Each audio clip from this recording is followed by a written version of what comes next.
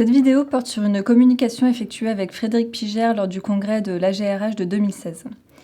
Depuis la loi Génisson de 2001, les grandes entreprises françaises ont l'obligation de négocier un accord triennal avec les partenaires sociaux sur l'égalité professionnelle. Cependant, au-delà de cette obligation de négociation, elles peuvent également définir des mesures en dehors de l'accord. Il existe aujourd'hui peu de travaux académiques sur les raisons du choix d'inscrire une mesure dans l'accord ou bien de la garder en dehors. Pourtant, c'est une question importante.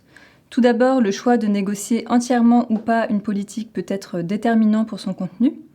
Ensuite, cela rejoint la question de savoir pourquoi certaines entreprises vont plus loin que la loi en ne se contentant pas d'un accord. Enfin, cela pose aussi la question de l'articulation entre la politique négociée et la politique non négociée. Nous nous sommes donc intéressés aux facteurs qui expliquent que les entreprises définissent des mesures supplémentaires en dehors de l'accord négocié et à l'articulation entre l'accord et ces mesures supplémentaires. Pour répondre à cette question, notre analyse s'est fondée sur l'étude du cas d'une grande entreprise française de 90 000 salariés, relativement reconnue sur le champ de l'égalité professionnelle, puisqu'elle a reçu de nombreux prix et s'exprime régulièrement dans les médias sur ce sujet. Nous avons pu montrer qu'en fait, la construction de la politique négociée et de la politique non négociée répondent à des contraintes et des objectifs distincts.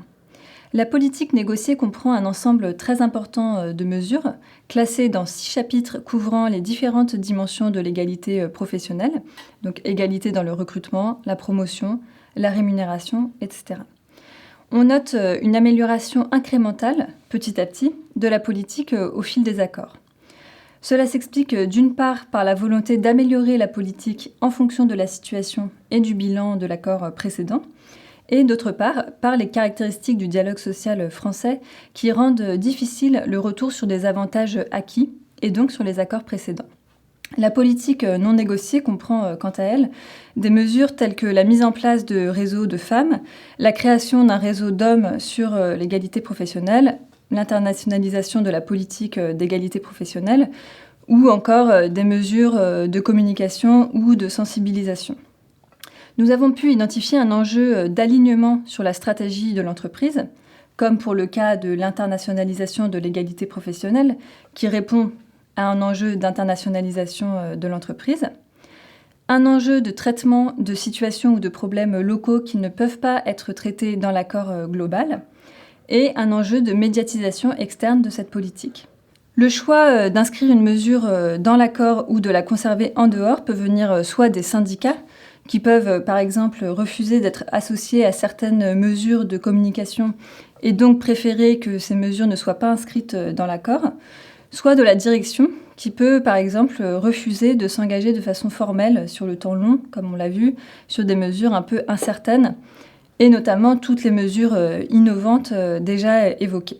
Enfin, il faut noter que les politiques donc négociées et non négociées ne reflètent pas exactement la même conception de l'égalité professionnelle. Du côté de l'accord domine une approche intégrée de l'égalité professionnelle, reposant sur un principe d'égalité de traitement avec quelques mesures relevant de l'égalité des chances. Du côté de la politique non négociée, on observe une approche plus focalisée sur certains enjeux et sur l'égalité des chances.